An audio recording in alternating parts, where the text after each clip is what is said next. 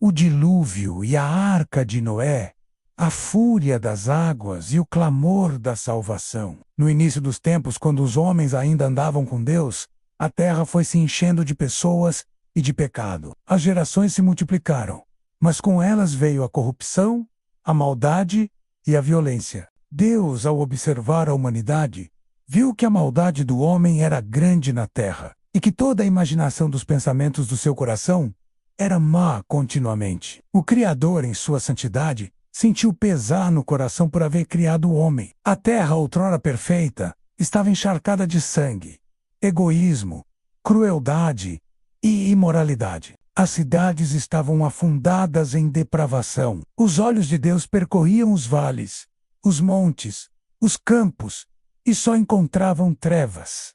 Mas havia um homem, Noé, justo, íntegro entre os seus contemporâneos. Ele andava com Deus. Enquanto o mundo se entregava ao caos, Noé construía uma vida de retidão. E foi a ele que Deus revelou o plano que causaria arrepios em qualquer ser vivente. Farei vir um dilúvio de água sobre a terra para destruir toda a carne em que há fôlego de vida debaixo do céu.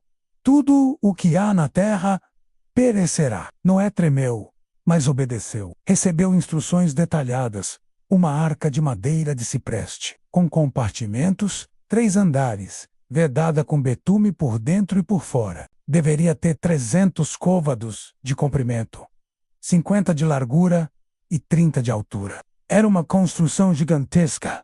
Um navio em terra seca no meio do nada. Enquanto Noé martelava, serrava e pregava, as pessoas zombavam. Louco, o que é isso que está construindo? Nunca choveu assim. Mas ele continuava. Sua fé era movida por temor, e sua obediência era fruto de reverência. Por Semenos, ele construiu a arca Menos, e também pregou, avisou sobre o juízo, chamou ao arrependimento.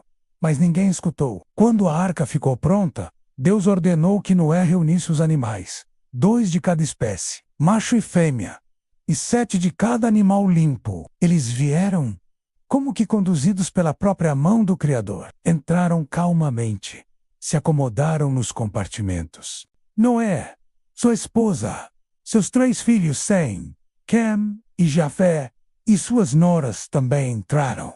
E então, Deus fechou a porta. Por Setideash, houve silêncio, uma calmaria que só precede a tempestade. E então, no 7º dia, os céus se romperam, as fontes do grande abismo se abriram, as comportas celestiais se escancararam. Choveu por 40 dias e 40 noites.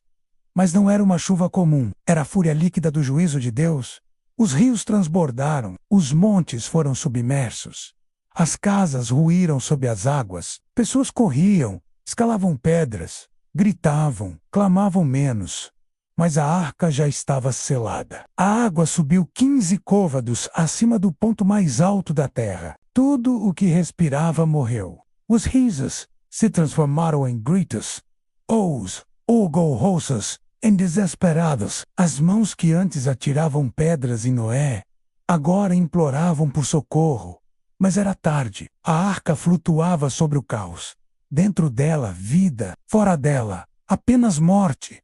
Por 150 dias, as águas prevaleceram. Noé e sua família viveram na arca, cuidando dos animais, orando, esperando, até que Deus se lembrou dele. Um vento soprou sobre a terra. As fontes foram fechadas, e a chuva cessou. Lentamente as águas começaram a baixar. A arca repousou sobre os montes de Ararat. Noé enviou um corvo, depois uma pomba. Quando esta retornou, com um ramo de oliveira no bico, soube que a terra estava se renovando.